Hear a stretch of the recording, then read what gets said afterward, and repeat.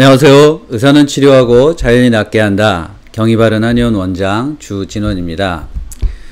공황장애를 치료하다 보면 공황장애를 치료하는데 이제 여러 가지 어려움들이 있습니다. 그 중에 한 가지가 진단하는데 시간이 좀 걸린다는 것이죠. 처음에 이제 응급실을 뛰어가게 되고 이제 숨이 잘 안 쉬어진다든가 심장이 뛰기 때문에 심장이나 이런 쪽에 이제 여러 가지 의심을 하게 되죠. 그러다가 나중에 공황장애라는 의심을 받고 이제 진단을 받게 되는 경우들이 많고요.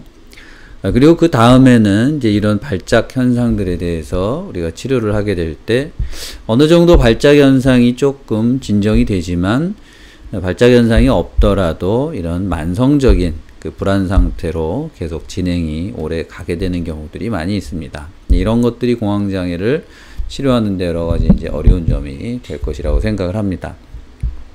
저도 이 환자들을 보게 되고 저도 겪게 되면서 도대체 이 공황장애라고 하는 병의 본질이 무엇이냐라는 부분에 대해서 궁금증을 가지게 됩니다. 왜냐하면 이것을 어떻게 치료해야 되는 것, 어느 부분을 정확하게 병의 본질이 있고 그것을 치료해야 되는지를 찾기 위해서 공황장애의 본질이 무엇이냐를 생각하지 않을 수 없습니다.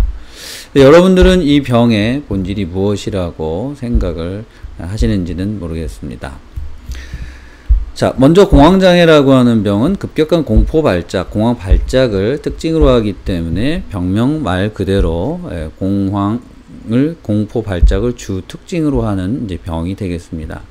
그런데 이 공황장애 환자들의 일반적인 이제 병력과 과정들을 보게 되면 발작이 일어나는 이제 중간중간의 시간들이 있지만 대부분의 시간들을 보게 되면 이것이 불안한 그 상태가 계속 지속돼서 오히려 시간적으로 보게 되면 급격한 발작이라고 하는 짧은 시간보다는 이제 만성적인 불안 상태가 오래가는 그런 현상을 관찰할 수 있게 됩니다.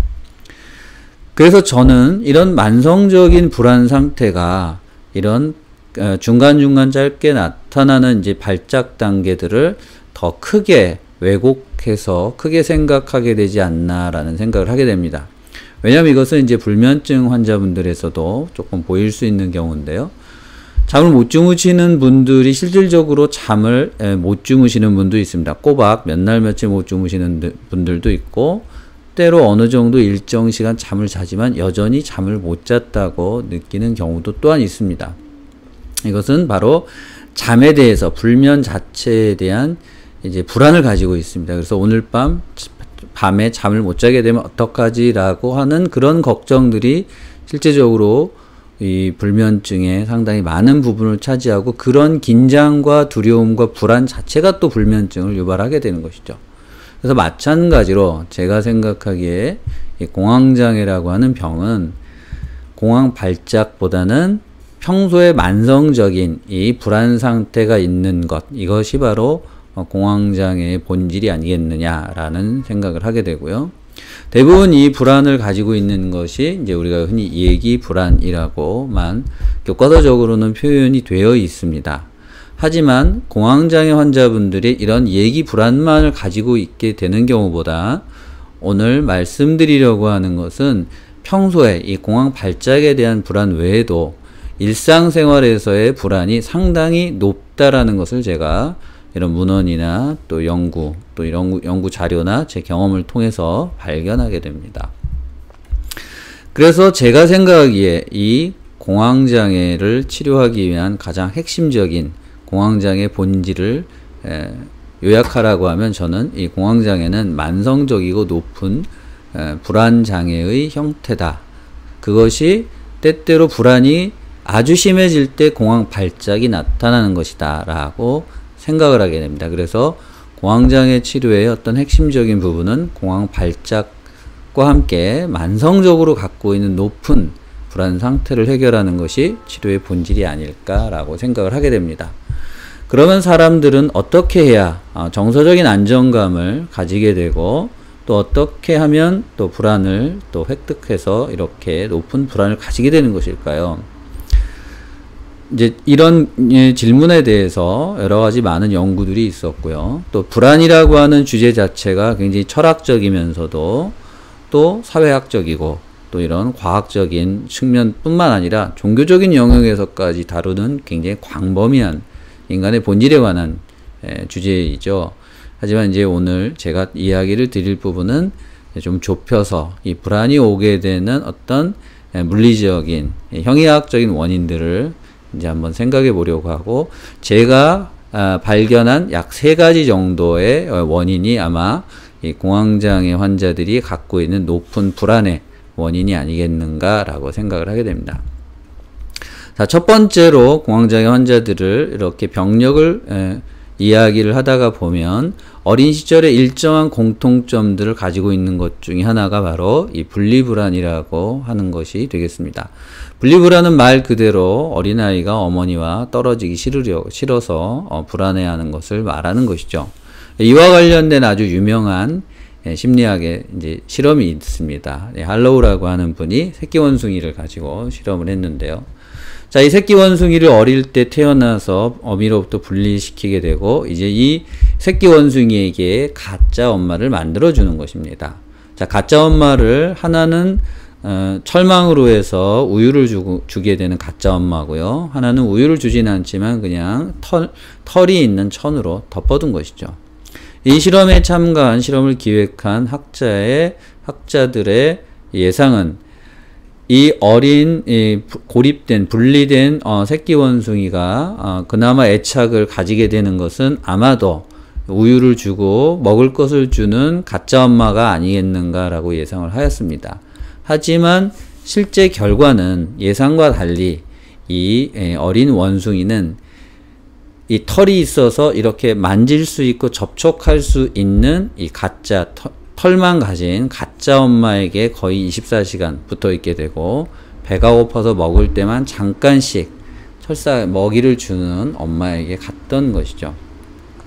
여기에 대한 해석은 굉장히 여러 가지가 있을 수 있겠습니다만, 기본적으로 제가 보게 되는 관점은 어린 시절에 이 안정감을 주고 애착감을 형성하는 것은 바로 엄마와의 피부와 피부를 통한 이런 접촉이 굉장히 중요하다라고 하는 것이 되겠습니다.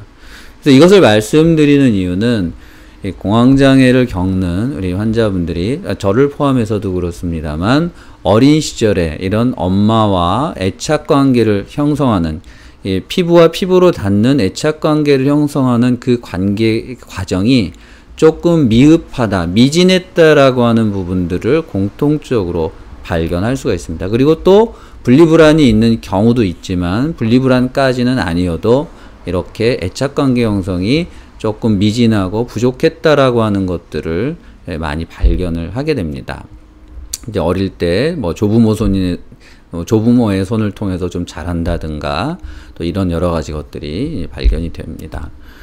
자, 그리고 두 번째는 뭐냐면, 이제 이 사진에서, 그림에서 보이듯이 어린아이가 있고, 이제 엄마 아빠가 이제 음성을 높이면서 싸우고 있는 것이죠. 바로 가정 내 불화라고 볼 수 있겠습니다.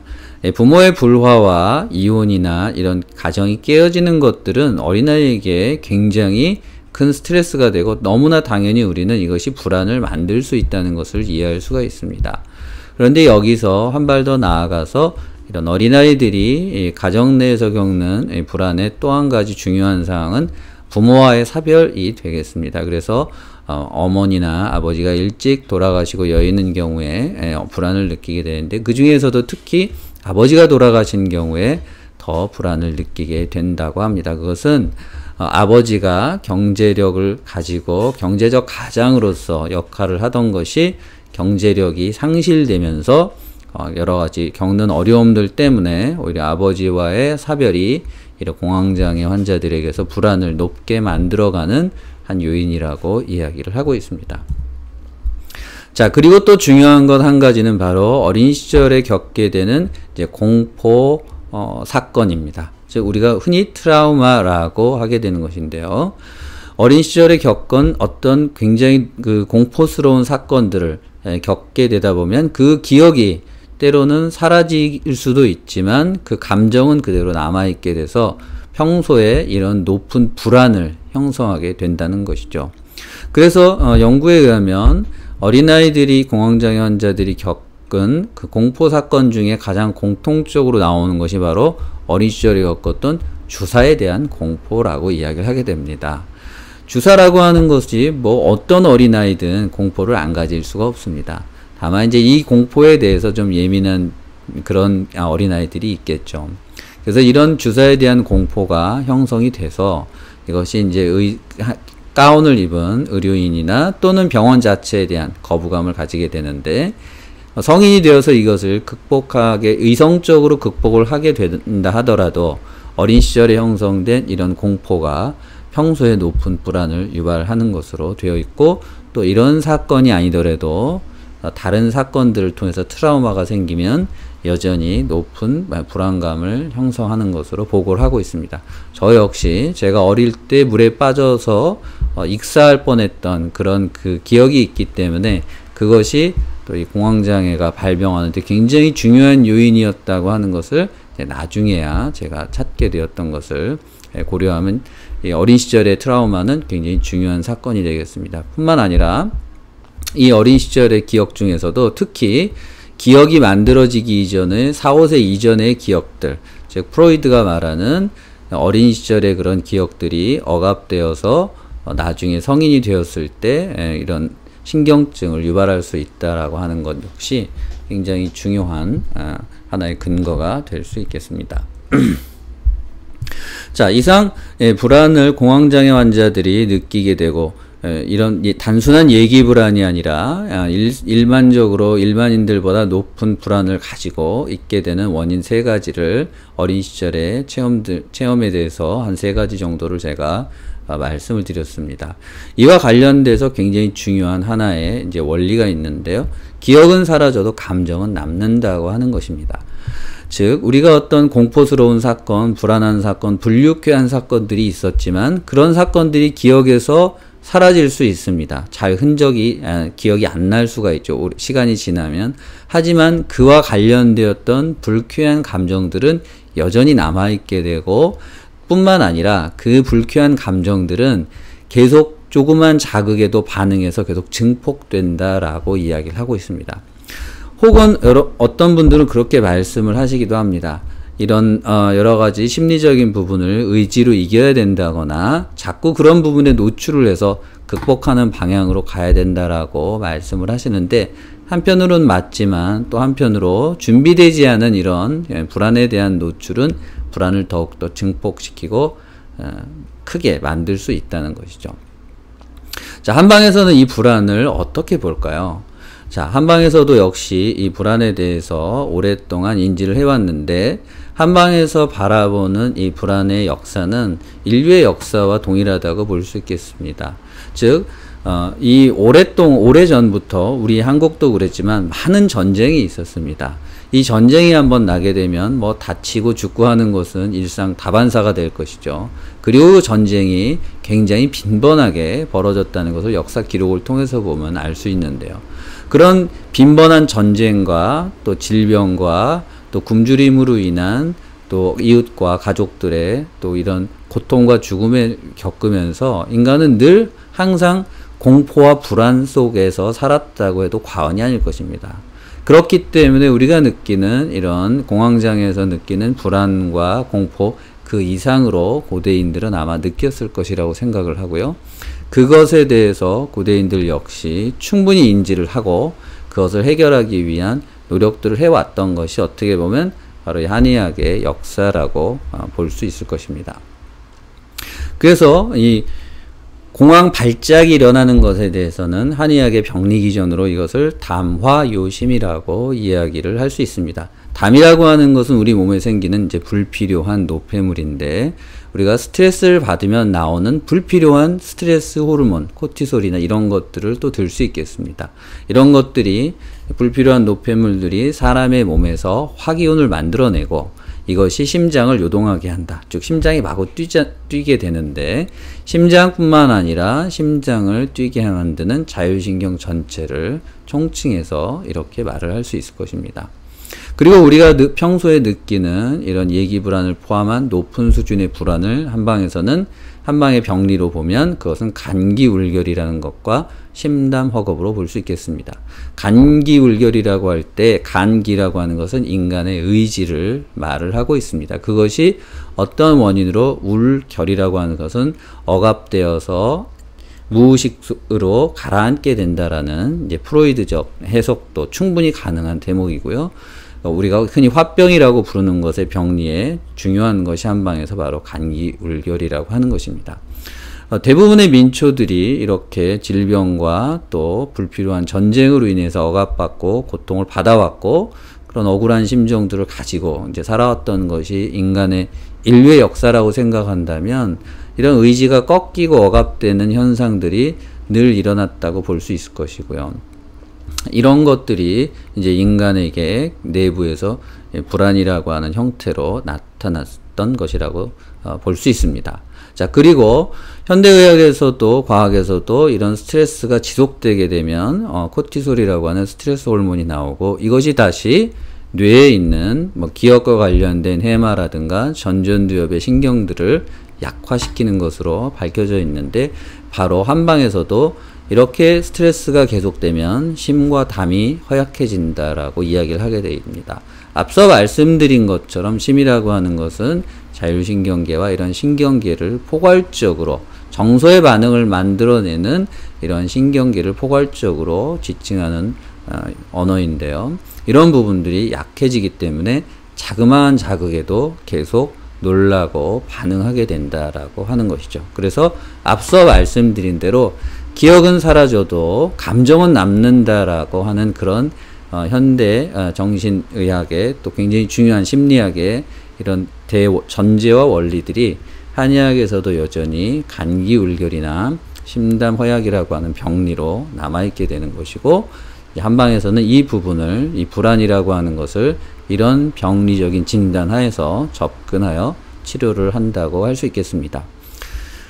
그래서 여러분들께서 지금 공황장애를 겪거나 또 이런 기타 다른 것으로 이런 불안이 있다면 여러분들 스스로 한번 내가 갖고 있는 불안이 무엇인가를 한번 잘 점검을 해보시는 것도 불안을 치료하는데 굉장히 중요한 과정입니다. 이것을 이제 프로이드나 융의 이런 용어로 이야기를 하자면 무의식의 의식화라는 하나의 과정이라고 볼 수 있을 것입니다.